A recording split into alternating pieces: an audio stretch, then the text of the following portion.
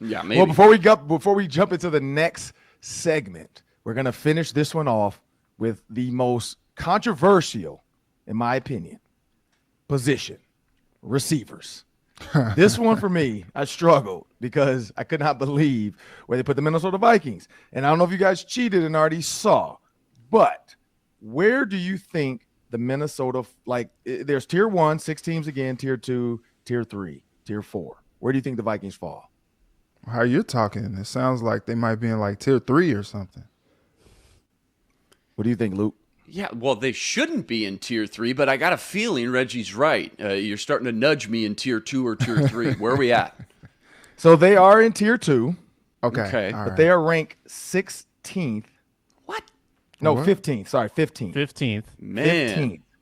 Behind the Saints, the Seahawks, The Saints. the Cowboys, What? the Steelers. Now this is where the Saints. Now this is one I forgot about. They drafted. You got to remember draft picks too. They drafted Chris Olave, Right, but these They guys picked are up- largely unproven. they Jarvis picked up hasn't Jarvis even Landry. played there yet. and they still have Michael Thomas, who is finally probably going to decide to play now. Okay. You look All at those the question Seahawks. marks? Exactly. You got the Steelers, you got the Broncos, you got the Chargers, you got the Bills, and the Rams. That's tier. It says a potential Odell Beckham return for the Rams, blah, blah, blah. Could put them into tier 1. So they're already putting them in tier 1 if they get OBJ back. Then you got the 49ers in tier 1 with Devontae Adams and with their with Samuel, who's behind only Devontae Adams and Cooper Kupp. They also have George Kittle because they put tight ends in this too. You got to remember that the Vikings don't have any tight ends or Irv Smith, but they don't truly count him just yet. You got the Las Vegas Raiders. We know they got better. We got the Eagles with A.J. Brown. You got the Dolphins with Tyreek Hill. This is the one that threw me off. The Buccaneers. The Buccaneers are 2 with Mike Evans and Chris Godwin. They don't have – they have O.J. Howard Antonio Brown, O.J. Howard, and Rob Gronkowski are no longer on the roster. So they like Russell Gage for some reason from Atlanta, and their tight end who they drafted this year, Cade Otton. So – I just don't get. And then number 1 is the Cincinnati Bengals, which I get it. Jamar Chase, T. Higgins, I would put them number 1 too with Tyler Boyd. Who needs a tight end when you got those 3? Right. But yeah, that's the Vikings are 15. Here's why I don't like it is because, some of those top teams that you ripped off, like the Bucks, they're heavy at the top, but they don't have a lot of depth. And then when you look at the Vikings explanation for being down all the way at 15, it seems like they put a lot of basis on that for the lack of depth. Now, it's like you said with the running back and the Titans, Ron. It starts at the top. Derrick Henry's the king. They should be valued pretty high just because of that alone. Who's the Vikings' top guy? Obviously, Justin Jefferson, one of the top 3 receivers already in the league. So you've got an edge right there. And then you had Thielen and KJ into the mix. I just think you'd be hard-pressed not to find a starting 3 that's more well-rounded with a little youth and a little experience. I think at minimum should be in the top 7, 8. If not even the top 5. So 15 just seems kind of wild.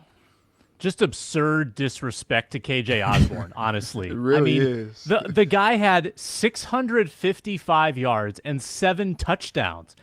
There were not a lot of wide receiver 3s that were that productive last year. I'm sure there were some, but not that many.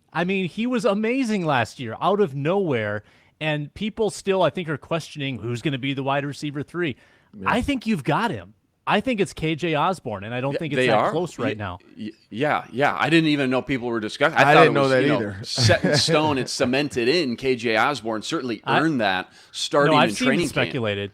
I've seen it speculated. Yeah, and I don't think that's not from the team. I think that's just from people that might not have given him the respect he deserved in year 1 or year 2, I guess, of his career.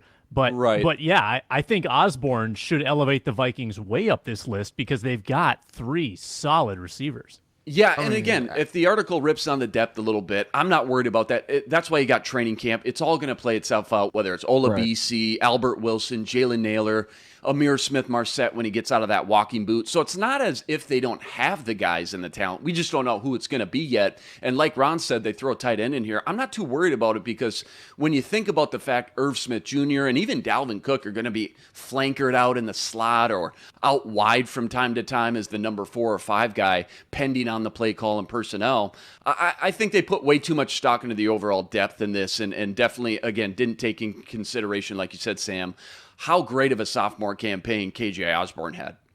And this is what I'll say too. The Arizona Cardinals are 16th. I think that's a bad one because you got DeAndre Hopkins, who I put at the top, but they factored in. They said they factored in his 6-game suspension, so we forgot about that. That's fair. So that's part of it. They did bring in Marquise Brown. They got kid from Purdue last year. Blanket. Got his name. Moore. Yep, Rondell Moore. But this is the one that got me. Zach Ertz, Max Williams, and Trey McBride. I don't know if you saw Trey McBride play. I covered a couple games a year ago out there in that conference with Colorado State, with New Nevada, and Cole Turner. Trey McBride is it. Like he could have went to Iowa if he really wanted to. Like if Iowa knew who he was, he could have been there. Like he is a good pass catching and blocking tight end. He's a move guy as well.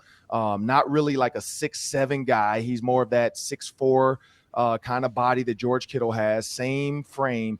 So he's going to be like Zach Ertz, Max Williams. He's going to be the George Kittle. Like he's going to block. He's going to do the dirty work, but he's going to give you a ton. I mean, he was the best. He was the Mackey Award winner. He's the best tight end in college football. The kid is good. The kid is really good. So, but again, they're throwing the DeAndre Hopkins suspension in there for those first. Right. I wish it was the first 7 or 8, so the Vikings didn't have to face him. But it's the first 6 games.